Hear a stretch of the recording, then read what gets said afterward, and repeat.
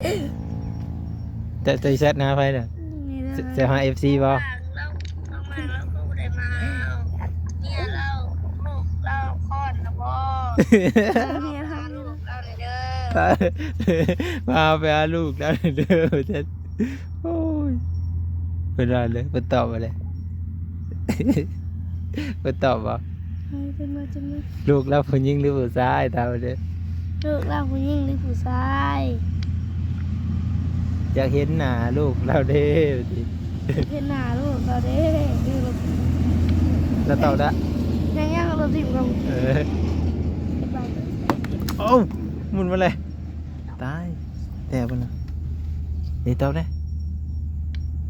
ยันเราคาเฟ่ไหมจ๊ะ ปลาปล่อยเลย แต่นะ หมุนไปเลย ระวังนั่นมันแตะไปห้องบอกแก้วเห็นบอกถือซับบอกแก้วนะ นี่ เพิ่มกำลังเบิ่งอยู่ตอนนี้พอสร้างในลูกผู้ชายเด้อสายฟ้าเด้อ ท แต่บ้าๆเลย พอสร้างจะไม่ได้มาหาน้องสายฟ้าแล้วป่านนี้มาจากน้องสายฟ้าไปซอยเป็นเลี้ยงน้องเลย นี่ ำพอสั่งในใช้โหมาเฮือนเล่ามือว่านนี่ได้ เป็นได้ผู้ชายเป็นได้ผู้ชาย นี่เพิ่นได้ลูกแล้วบ่ฮะ ปอน บ่บางบ่ทันได้เมียว่าจะมีลูกได้จังได นี่ พอสร้างแล้วได้ลูกชายแล้ว เอาจะบอกจะส่งรูปมาให้เฮาเบิ่งก่อนเฮาก็เว้าแล้ว เป็นคลิปบ่าวแก้วเด้อบ่าวแก้วเอาลงแล้วพอสร้างยังไม่สุกได้ลูกชายได้ นี่เฮาเบิ่งด้วยฮะเบิ่งเอาเบิ่งก่อนดูสายแล้วเจ้าบ่อยากไปหาเพิ่นติ บ่ เป็นหยังนี่เป็นหยังบ่แม่นบอกแก้วบ่นี่นี่ แม่นบ่ เออ อย่าพอออกเด้อเนี่ยจะออกแล้วเราสิได้เงิน เบิ่งโฆษณานี่บ่โอ้ยบ่ FC เบิ่งโฆษณาค่อยในสักคนฮักก็ฮู้เด้อนี่ คือไอ้พี่อยู่ให้มันไปเอง อันนี้นี่บ่พี่น้องนี่เฮามาแล้วมีโฆษณาอย่าเผาอ้อเด้อพี่น้องเด้อเบิ่งเฮาบ้างก่อนนี่หั่น ว่าแหละ แบบนี้ได้คามได้บ่ บ่ขายบ่ต้อง บ่คามได้ตัวนี้คือเงินเลยได้ตัวนี้เนาะไปคามตัวนี้บ่ได้เงินเลยได้เบิ่งให้ก่อน คือมีเสียงเพลงว่ะ ฮะ คือแปลงของเลย เบิ่งนี่แหละ เสื้อว่าเพิ่นได้ลูกว่าซั่นเบิ่งดูมาเบิ่งนำกันนี่พอสร้างได้ลูกแล้วบ่นี่นี่ บ่แม่นเข้ามาเมื่อวานนี้ เบิ่งดูนี่เด้เพิ่นได้ลูกแล้วไม่ซุกว่า มีสุด พอสร้างเนาะ แล้วไปเฮือนเราบอกว่าเขามาเฮือนเราบอกว่านี่ ดีเด้ได้เด้น่ารักน่าสังเนาะ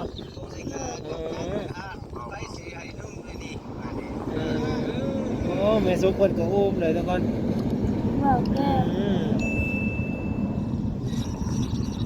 ครับทักทายสบายดี บ่บังกะเฮาเบิ่งอยู่ซองไอ้แก้วเนาะเพราะว่าบ่บังบ่ได้ไปหาแม่ซุกเลยทุกคนเนาะ ผมมาจะไปแหล่ไหม อ้ายผัดบ่กล้าไปที่รถอ้ายบ่มีหนังสืออยู่อาญาตำรวจ ดีบ่าวแก้วกลางตามงานในสุด นี่ได้เพิ่นมาเลยเนาะเบิ่งดูน่ะอ๋อ มาจมเบิ่งผู้ตื้อผ่านี่บอกแม่คณะแม่นเอาไปถ่ายตอนนั้นติแม่น เพิ่นได้ลูกผู้ชายแม่ซุกได้ลูกผู้ชายแล้วพี่น้องน้องสายฟ้าได้เป็นจังไดครับ บ่ได้เป็นหยังนี่ คิดฮอดแม่ซุกอยู่บ่ล่ะ บ่ ฮะ บ่ เป็นหยังน่ะ ได้เป็นหยังนี่ หึหึ เขาเล่าว่า เจ้าตัวใด คิดว่านี่ อยู่ได้นี่ เรียนลูกอี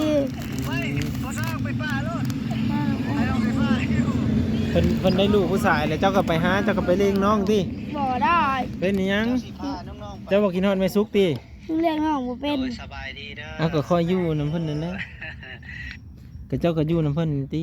ทำเรียกน้องบ่เคยเรีย เอา กน้อง แม่น้องแม่ได้เข้ามากะแม่น้องแม่ เราไปสิไปหาหมู่เขาเลย อย่ามาดิ เราไปหาสิไป แม่ซุกเพิ่นก็คิดฮอดเจ้าแล้วบัดนี้ ไปหาเพื่อไปหาหมูเลย อืม ร้านหมูให้อีกหลังเดียว เธอบอกแก้วบ่พาไปหาเรือนจังได๋แม่สุกเพิ่นได้ลูกผู้ชายอาจารย์เพิ่นฮักก็ได้มื้อนี้ติเนาะ นี่ที่ เรือว่าได้หลายวันแล้วบ่จักว่า มือนี้เอามามือนี้ จะมาวันนี้ ได้ เพิ่นเนี่ยเพิ่นฮักก็ได้เมื่อคืนนี่บ่จักเพิ่นกำลังอยู่กับอยู่เด้ ได้ เธอ บอกไป น้องสายฟ้าได้สาเหตุอะไรล่ะบัดนี้ บุกกี้ ฮะแม่นบ่ อะไร ฮะ โดน ไว้ดี เดี๋ยว เพิ่นก็ฮักเจ้าคือเก่าเพิ่นก็แพงเจ้าคือเก่าหั่นแหละ แล้วสมุกให้เลยหรอ เจ้าก็ไปลิ้นกับเพิ่นนี่นี่เด้นี่ บางว่าแล้วเด้มันเป็น AI นี่นี่บ่ส่งไอ้นี่แหละ ว่าที่ส่งไปได้เลยแล้วแค่ใส่ของเข้ามา อืม ว่าหยอกพี่ส่งกลับคืนที่ว่าเอาส่งลูกส่งยันเลยส่งไทยได้ดูจักว่าเลย ส่งไอ้ดีเยี่ยมส่งต่อเอาบันทึกก่อนนี่ได้เพิ่น แล้วก็ต้องมาถึงว่า เดี๋ย มั วน ได้ จะ เลย ใหญ่เลย ผู้สายเนาะเพิ่นก็สิได้ผู้ขึ้นหลังขาซอยเพิ่นเจ้าก็เป็นผู้ลูกผู้ที่หนึ่งผู้ที่สอง ส่งให้ เจ้าก็ไปเฮ็ดเฮือนนำกันกับลูกพ่อสร้างเลยมาดูพ่อสร้างใหญ่เนาะ สิส่ง ไปดินเอาอ้ายในเด้อบันใหญ่เด้อนี่บ่ ได้เพชรบอกบุตรวีเพชรละ เฮ็ดบ่าวางนี่แหละส่งให้บ่าวางนี่เขาไม่สินเจอก็บ่ได้แล้วบ่าวางก็ตายครับคน ได้ลงเบิกละ ได้บ่เพิ่นแหละเฟซบ่าวางน่ะเบิ่งเฮอ FC เบิ่งดูแหละบางทีมี FC อยากโทรลิ้นนำนะ นี่เด้อพี่น้องบ่าวบางผู้ไทยเนาะ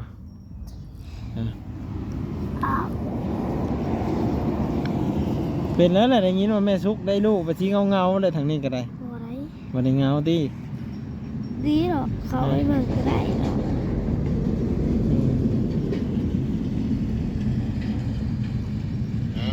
ก็ฝากเด้อพี่น้องเด้อ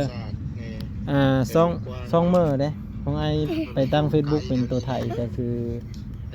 บ่าวบ้าง เอาไปผ่ารับสิ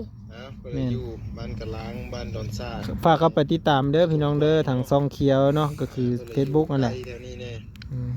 มื้อก่อนน่ะฟ้าดับมื้ออันเหือนเจ้าอันนี้หั่นโทรศัพท์ไอก็เป็นเลย กะสีซ้ายเดียว เอาปิดไว้ก่อน อ่า ไปอาบน้ำปะ ไม่อยากอ่ะ อันนี้เบิ่งในกระโตนี่ปุ่นขอนี่ขอในจักสั้น ให้ดี ไปอาบน้ำไปไปอาบน้ำหอมๆจังสิได้มือปะกัน บ่ได้ดิ ฮะ อาบก่อน กอาบ เดี๋ยว น้ำ มา กั อาบ น ก่อนจังสิอาบ การเล่นจังวะกำลังเป็นตาแพะอย่างนั้นนะสายฟ้าก็ได้ทุกคนเอ้ยเด็กน้อยกำลังเป็นตาแพะ หัวเตะบ้านให้ดูคือบอกได้หัวมันโดดเตะอะไรน้อย พอดีเริ่มหมุนอุ้ยๆเลยไม่แม่นโง่ได้หมุนมาบานนั่นสิหมุน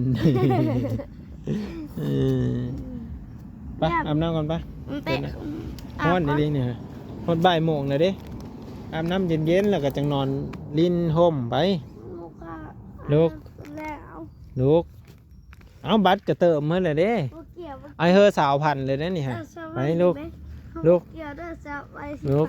ลูกก่อนลูกก่อนบีบห้ำแต่เลย มาดูกันไป ไปอึด กูได้ อึดอึด ดูกูได้ อึดอึดนี่เสื้อทงไว้ดีๆแล้วมันเท่เอาไว้ซื้อบัตรเมิร์ดเด้ออย่าไปซื้อลิ้นไหนเห็นบ่ กระดาษกระเดียว ไปลุก ขอโทษก่อนจะพักเดิน ขอไปอาบน้ำก่อน เขาจะกรอบแหละ ฮะ โอ้ยเลย ใช่ปะเขามีวิธีมามือตาสิค้ำไว้นี่ เราสิค้ำไว้ฮะนี่ไปเลย ขอโทษก็เลยจะพักเดิน สินอนนี่แหละนอนแต่1 ฮอด 10เด้อสินับเด้อ1 2 3 เริ่มขอลอยก่อนจะขี่ตื่น 70 80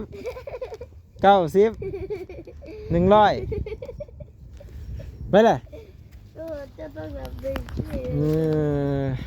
อันนี้คือบ้านสายฟ้าเด้อพ่อแม่พี่น้องเด้อว่าที่เท่าเพิ่นก็อยู่กับอ้ายเพิ่น2 คนนะบัดนี้ ดู สาบได้ น้ำกระเพื่อสี่ อยู่หก พวกคนเบิ้งแน่นี่โหหน้าก็นอนดูน้องก็นอนโอ้ย ข้างเงา ไปลุกๆไปอาบน้ นอนแต่ ำอาบน้ำเสร็จกระตนกระโตให้มันสะอาดเบิ้งแน่นี่จักแม่นยังกัดหุ่นเมิดจักแม่นไห้จักแม่นอีหยังจักได้อาบน้ำจักบ่ อาบถุงมือ ถุงมือนะไปซะ เบิ่งนี่10ก็มีฮีตจะนั่นก็ของขังออกนะฮะ เจ้าเนี่ยยังไม่ได้อาบน้ำ โถเลยอาบตั้งแต่3 เดือนที่แล้วพุ่นน่ะเนาะก็คือ โอ้มีปืนนี่ยืมในที่ปืนนี่มือผู้เดียวเนี่ยพอได้ป้องกันตัว ไว้เขาบอก บอกหนึ่งหมดแล้วอาเสียไปเฮ็ดหยังบ่ได้ลินเนาะ คนละบอก เอาไว้ไปยิงกันบ่จะได้เอ็มโพโอ้โหคอยก็มักแล้วแหละแบบนี้คอยบ่ย่านแล้วโจรคอยยิงรัวๆแล้วแหละ คอยยิงรัวๆแล้วนี่เอ็มโพบ่นี่ไม่แม่นนะสกา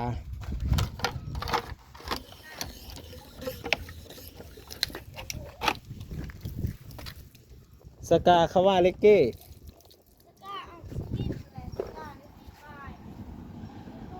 น้ำเพิ่นก็เย็นครับอยู่ทุกวันนี้สภาพโง่เพิ่นย่อบ่นี่ฮะ มันออกแล้วหมาเนาะมันอยาก ตอนนั้นโง่เจ้าสะบอน่ะ เล่านะตัวละพัน มาขายให้ข่อย ตัวละพันบาทได้ 500กีบ ตัวละพันบาท มาให้ข่อย 10,000 บาท มีบัวได้ 10,000 บาทก็บ่ได้ 10,000 กีบไหม เงินกี่บัวได้ สิแกใส่หลังรถมาเลย ก็ได้พันบาท แกใส่หลังรถจักรนี่มาเลย มา200,000 ต้องเซ็นกีบ 200,000 บาท อ้ายข่อยบ่เห็นเนาะ200,000 บาท ข่อยบ่เคยเห็นเงิน200,000 บาทสิเฮ็ดจังได๋ หาลาดแต่ว่า 10 ล้าน 10 ล้านบาท ที่ร้านขาดมีอยู่ได้แต่5,000 ขาดนี่แหละ เพราะ5,000 บาทเด้ มีแต่พันกี่ แม่ว่าอันนี้ไปจอดใหม่นะนี่ฮะ หน่อย หมุนไหวอยู่นี่เนาะรถจอดก็ได้ ของแท้ ก็เลยจอดเลย โอนิวโอนิวเสพไทยยิงสืบให้ จอดดีเสียเนี่ย จอดเจียนเรามาจอดทำอะไร รถเพิ่นก็คักเนาะมีตู้เนาะว่ารถเพิ่นน่ะมีตู้ข้างเนาะ เรื่อง แล้วเจ้าสิได้ไปหาแม่ซุกมื้อเลยนี่ฮะ 3 เดือน ยังอีก3 เดือน 3 เดือน เราก็ได้ลูกแล้วนี่ จะโลก เดี๋ยวก็ไปเยี่ยมแล้ว เราได้ไปแล้ว เป็นหยัง อีก3 เดือนจะได้ไป สิไปเยี่ยมแล้วแหละเราก็ได้ลูกแล้วก็ไปเยี่ยมวะ เราอยากไป เป็นหยัง คือพาไป ฮะ เรามีรถจะไม่สิพาไปนี่ บ่มี ไอบีเราบอกไอบีเราบอกไอบีเราไปโรงเรียนเลย ไปหยังล่ะ เราไปถ่ายคลิป บ่แก้วเด้ บอกแก้วก็ไปถ่ายคลิป เอาเพิ่นสิบ่ว่าหาเจ้าเลยบ่นี่ แมน ฮะ แมน คิดตัว พอเราบอซื้อเราบ่ได้มา อืม ยิงหามืออะไรขี่ไปมา อืม บ่เกี่ยวบ่เกี่ยว เบิ่งนี้นั่นแหละเพิ่นบอกให้เบิ่งนะนั่นนี่ เอาให้เบิ่ง ส่งอะไรแล้วหุ่มนะ ส่งลูกมีเมียน เส้นเบาๆแม่ซุกได้ลูกผู้ชายเนาะโอ้ยดีใจนะเพิ่นเด้อพี่น้องเอ้ยเพิ่นสิได้ผู้สืบทอดวงตระกูลเนาะหัวหน้าสายฟ้าก็สิได้ไปลิ้นนำก็สิได้หมู่แล้วบัดนี้ บ่ได้แต่เฮามีแล้วคนอันนี้เราหมูน่ะ เราก็ลิ้นนำลูกไปซุกเด้ บ่ขาด เด็กน้อยกับหมู่กันนี่ได้นะ บ่มักนะทีหน่อย ไปนะไปอาบน้ำค่ะไอซิเมอร์ได้นี่ อาบน้ำ เมื่อเอาไงเมื่อ อาบน้ำทำความสะอาดทางกายเด้อสายฟ้าเด้อนี่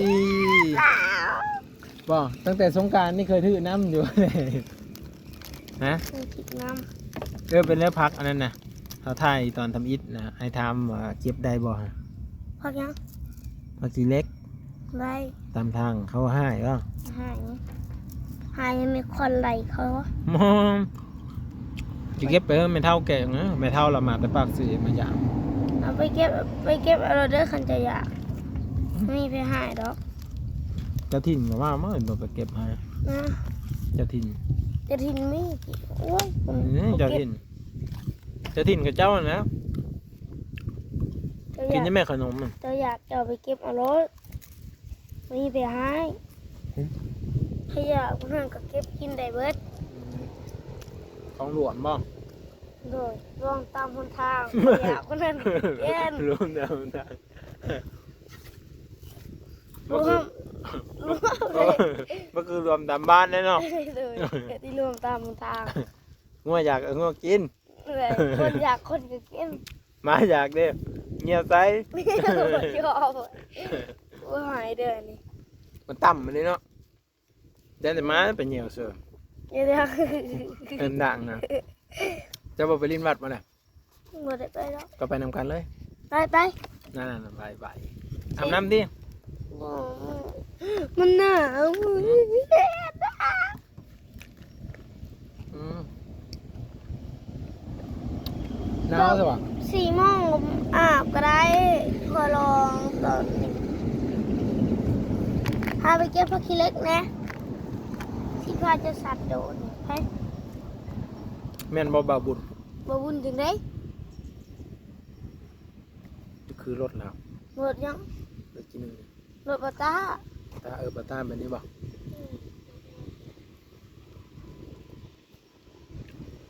บ่วุ่นบ่มีนะแบบนี้ สีได้แม่ห้องเบาหลีบ่ ที่พาไปสัตว์โดดปะจะอยากไปบ่น้ำเฮา บ่ใส่ ไปเก็บผักขี้เล็ก ต้องย่างก็บ่ได้มีเลย ใส่บ่รถ เพราะรถก็มีแต่กระแจเพื่อเมื่อฮอดบ้านมันสิบ่เป็นผักตำมันบ่กระแจตำให้มุ่นเมื่อก็เอามาแกงเลยบ่ต้องอิหยังมีบ่ได้ทำอย่างอยู่ไหนอันเจ็บกับเขาวเดียวเนาะ เด้ทงหาน้ำเบอร์ใส่ น้อย เต็มหันเจ้าก็เมื่อยถามเจ้าสิกินเนี่ยเจ้าท้องแตกเลย อย่าเราต้องแตกว่ะมีอาบน้ำมามื้อแรงนี่อาบบ่บ่ได้อาบเด้อมื้อแรงเด้อ มาอาบน้ำกลางเว้น ถ้าบ่อาบบ่ได้เด้อเป็นตุ่มเป็นขันได้น้องนุ่งเลย มาอาบทุกมื้อ เป็นขันมามันยากได้เห็นบ่คนอยู่บ้านกะล้างสิว่าสู่ฟังเป็นขันมดแม่มดอ้ายมดน้องเลย 4-5 คนน่ะจนเบ้าลาวได้พาไปซักคือซักยาใช่ฟ้าเอ้ยเป็นขี้ฮิตแบบเขาบ่มักอาบน้ำเด้บัดนี้แล้วมันเป็นตุ่มเป็นคันเลยเลยได้มันคันติดต่อไปเลยนะ เดี๋ยวนี้ก็เริ่มคันนี่บ่ได้ซักยา ใคร คนในบ้านน่ะแหละ เจ้าคือบุคันจังวะ โอ้แล้วคอยมาอาบน้ำเนาะคอยบ่อาบ3 เดือนซื่อๆสิเป็นนังคันอาบก็มาอาบ4 เดือนนั่นเป็น เจ้าบ่อาบ4 เดือนนี่เจ้าคันแล้วนี่ฮะ รอได้อาบมื้อได้หา แม่นบ่ เมื่อวานนี่เฮาก็อาบมื้อซื่นเฮาก็อาบ อืม เฮาบ่ได้อาบแต่มื้อเฮาบ่ได้อาบแต่ปีกายนี่ อ้ายเจ้าคือว่าเบิ่งแหละ เฮาบ่ได้อาบแต่ปีกายนี่เฮาบ่ได้ เบิ่งอ้ายด้วยล่ะคงจังอยู่ไหนเจ้าว่ามี มันมีจุงยางทำกระเป๋าพี่ เอาบ่ ทำกระเป๋า ยังท ว่าแล้วซ้ำซื้อขนมนี่ ำมันมีใน เห็นได้ซะ มีมันมีแต่จุงยางเพื่อน อ๋อ ได้ไก่บ่เอามาถุงเอาถุงห่อได้ใส่ ตรงนี้ ถุงนั้นดิ อืม เอามา อืม แล้วก็ใส่ในปืนฉีดน้ำ อืมไปได้ไปอาบน้ำฮะ เอาว่าตอนแรก อืม โอ้ อาจารย์ให้ซิเมอร์ด้วยค่ะ เอาบักไปคุณ คลิปนี้ก็คือสิได้จบไปเพียงซ้ำนี้เนาะทุกคนเนาะก็รอฟังEP 3เหมือนกันเนาะทุกคนเนาะว่าจะเป็นอะไรเนาะว่าน้องสายฟ้าเพิ่นสิเฮ็ดหยังตอนที่3เนาะเห็นเพิ่นว่าแม่สุกได้ลูกผู้ชายแล้วพ่อแม่พี่น้องมีข่าวดีแล้วเนาะแล้วก็น้องสายฟ้าเพิ่นสิเอาคลิปให้บ่บางเบิ่งเนาะเอาคลิปนี้ก็สิจบเพียงซ้ำนี้เด้อพี่น้องเด้อไปหาคุดกับปูคุดหาเบิ่งหน่อไม้ก็สิจบไปเพียงซ้ำนี้เนาะผิดพลาดประการใดขอโทษขออภัย FC พี่ๆทุกคนเด้อครับเด้อแล้วก็ เบิ่งโฆษณาให้เบาบางหน่อยเด้อพี่น้องเนาะโดย สิเขามาแบ่งโฆษณาให้เบาบางเด้อให้เราได้เงินแหน่ โดยสิได้มาหาสายฟ้าบ่อยๆเนาะ เด้อ ขอบคุณครับ ขอบคุณครับ ขอบคุณครับ ดีไปมาที่โตทุกคนเอ้ยเนาะเป็นไตอีต้นเพิ่นอยู่กันสองไอ้น้องบอกว่าประตูห้องน้ำเพิ่นกับไขปังง้างเลยเนาะฮักแล้วบ่หรือว่าอะไรเบิ่งเดี๋ยวย่างมาเบิ่งกันพี่น้องเอ้ยป้าที่โตหลังคาเพิ่นก็คือเห็นนั่นแหละเนาะลมนี่ถือว่าแห้งอีหลีบ้านเพิ่นนี่น้ำแถวนี้นี่คือสิเต็มหมดเลยนะทุกคนโตเบิ่งว้าโธ่มีอยู่ทุกคนเลยอันนี้ก็มีอยู่ซ้ำฮักเลยเนาะมันต้องได้เป็นบานใหม่ที่นี่โธ่ตั้งไว้นี่บ่อยู่เด้อนี่ทุกคนเบิ่งตั้งไว้ก่อนเด้อพี่น้องเด้อนี่เนาะก็สิอยู่ประมาณนี้เลยบ่อยู่ซ้ำนี่ปุ๊บมันค้ำอยู่ปุ๊บางอยู่บ่ได้ซ้ำมาอยู่ซ้ำอยู่ได้แต่ซ้ำนี้เอาว่าซ้ำนี้แหละทุกคนเนาะก็คือลมคือสีแห้งหน้าบานเพิ่นนี่เบิ่งจากอันนี้เนาะลมนี่คือสีขนาดเลยมันพัดเอาเลยนะทุกคนหลังนี่แผ่นตัวนี้นอนพัดไปเลยก็ถือว่าแห้งสมโขนอยู่ซะเนาะบ้านเบาบ้างโอ้ยขออย่าให้หอดให้ถึงพุ่นเด้อทางพุ่นแห่งเต็กเหือนลังกะซีเนาะตอกตะปูสั้นๆทุกคนเอ้ยคิดยานอยู่เนาะบ้านเพิ่นก็ว่าลมแห้งกระดิกกระดอเห็นแล้วก็ย่านพ่อพี่น้องก็เลยพารีบมาเบิ่งลมแห้งร้ายสายฟ้ากับว่าเบิ่งเนี่ยตูบเพิ่นจนฮือไปหมดแล้วทุกคนเลยใครอยู่บ่มียังอยู่นี่เนาะก็สิมีแต่ไก่แล้วอยู่นี่ไก่น้อยเพิ่นก็มากัดเมื่อน่ะ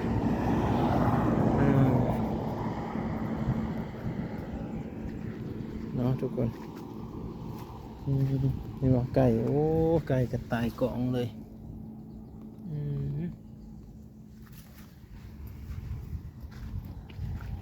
ตัวสิติดแดงมีจังไรไก่ตาย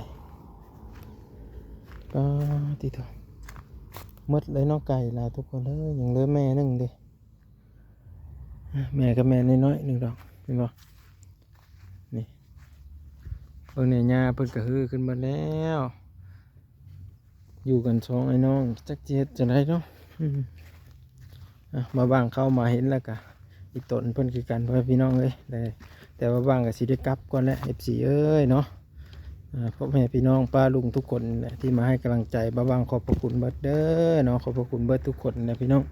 อันนี้ก็โอ้แดดแห้งอีนี่ล้อทุกคนบ้างกับสีเขียวแดดเมื่อบ้านพวกเราแบบนี้อันนี้เพิ่นก็จนฮักอันนี้คือก็ได้เนาะมันบิดลงมาเลยนะทุกคนเห็นปะนี่มันจี้ออกมาแต่นี่เลยทุกคนนี่ฮักเลยมันมาแล้วมันก็ต้องผ่านตัวนี้เนาะเข้าบวกลบเนาะแต่ว่าตัวนี้มันน่าจะแยกกันมาแล้วเนาะทุกคนบางคิดว่ามันเป็นอันนั้นซื่อๆได้คิดว่ามันมียังตัดไผ่อยู่นี่บ่แม่นเนาะมันเข้าบวกลบแล้วก็เข้าไปเสื่อตัวนั้นเลยเข้าไปเสื่อมอซากเลยเป็นแผ่นตัวนี้ของเพื่อนนี่เห็นไหมแล้วก็ต่อเขานี้นี่มันมีซ้ายออกมาทุกคนมีซ้ายออกมาแต่นี่เนาะบ้างก็บ่ค่อยสังเกตเนาะตัวนี้จะเป็นเหินขัวเพื่อนนี่ก็เหินขัวนี่ปลอดภัยเหินขัวนี่บ่มียังมาทำลายเนาะคือสีบ่มียังเข้ามาทำลายตัวนี้อยู่ได้ปกติตัวนี้เนาะทุกคนเบิ่งเนี่ยทั้งกระซีเพิ่นนี่ที่ทุกคนอลูซิงบักคักทุกคนเอ้ยนับภาษายังอันพวกสังกะสีนี่บ่รู้กับบ่เรือแหละแต่ขนาดอันนี้บักใหญ่ๆบักหนาๆหนึ่งเนาะก็ยังฮักเนาะทุกคนโอ้ยบัดเหือนมาบ้างบัดได้แต่สังกะสีแผ่นแบบนี้แหละทุกคนเห็นบ่แผ่นแบบนี้ขนาดตอกซื่อๆกันยังรู้เลยเนาะบ่มีแผ่นแบบนี้คือเพิ่นแต่ย่านคือกันทุกคน ได้เงินได้คำพุ่นไรจังเฮ็ดไม่อันนั้นก็ได้บ่ว่างก็ได้เนาะอยู่เหือนหลังเก่าไปก่อนเห็นเหือนเพิ่นหลังงามๆแบบนี้ก็ดีใจนำเพิ่นพี่น้องไอ้บุญของเพิ่นเนาะบุญเพิ่นได้มีผู้รักผู้ใหญ่ซอยสร้างซอยอันนี้เฮอเนาะบ่ว่าจะเป็นคนไทยบ่ว่าจะเป็นคนลาวที่อยู่ต่างประเทศพี่น้องเอ้ยเพิ่นน้ำใจดีน้ำใจงามเพิ่นเฮ็ดเหือนให้เด็กน้อยเนาะซอยเหลือคนทุกข์คนยากเมตตาสงสารพี่น้องมาบางก็ดีมกดีใจนำเด้อเนาะขอให้เพิ่นอยู่ดีมีแหงพี่น้องสุขภาพร่างกายแข็งแรงเนาะก็คือขนาดเพิ่นเห็นอันนี้มันฮือเพิ่นก็ยังมาอันนั้นให้เลยทุกคนเลยเพิ่นก็ยังพาเอาเฮ็ดให้ไวๆเลยทุกคนเลยเป็นบุญของเพิ่นเนาะให้เพิ่นอยู่ดีมีแหงเด้อเนาะเพิ่นสุขภาพร่างกายแข็งแรงพี่น้องให้เพิ่นปราศจากโรคภัยไข้เจ็บเนาะบ่มีภัยมาผ่านบ่มีมารมาเบียดเนาะให้เพิ่นครอบครัวอยู่ดีมีแหงพี่น้องเอ้ยเนาะปะป้าบ้างก็ขอบพระคุณ FC อีกเทื่อนึงเด้อพี่น้องเด้อให้อยู่ดีมีแหงเส้นกันพี่น้องเอ้ยเดี๋ยววิดีโอหน้าจึงมาพ้อกันไหมพี่น้องป้าบ้างก็ขอตัวลำลา FC ไว้ในคลิปนี้เลยพี่น้องเอ้ยเนาะคลิปหน้าเขาจึงมาพ้อกันว่าป้าบ้างสิไปไซส์กันฝากติดตามและเป็นกำลังใจให้ป้าบ้างเด้อขอบคุณครับทุกคนกลับก่อนบัดนี้โอ้ยตกอีเลยมันมีอยู่ซ้ำทุกคนเลยเนี่ยเห็นบ่มีอยู่ซ้ำตกอีเลยมีหูสีเห็ดเนี่ยเลยแล้วบ้านนี้เนาะบ้าบางกับสีได้กลับก่อนแล้วย่ามันค่ำหมดบ้านน่ะมันแดดบ้าบางก็ต้องไปแล้วก็ส้นห่มไปน้ำทุกคนเอ้ยไปกลับก่อนนะทุกคนนะไอซิเมอร์เด้อบ้านนี้เด้อฮะเอาเจ้ากับดินท้าเนาะไอซิกลับก่อนเด้อยันมันค่ำเพื่อหอยพุ่นเก็บผักเล็กอ่ะเฮ็ดเดี๋ยววะลืมเลยเด้ฮะบ่มีถุงยางซ้ำเฮ็ดจะได้เด้บ้านนี้ไปกลับก่อนทุกคนบ้านนี้บ๊ายบายเพื่อนพี่น้องจบไปที่เขื่อนสายฟ้า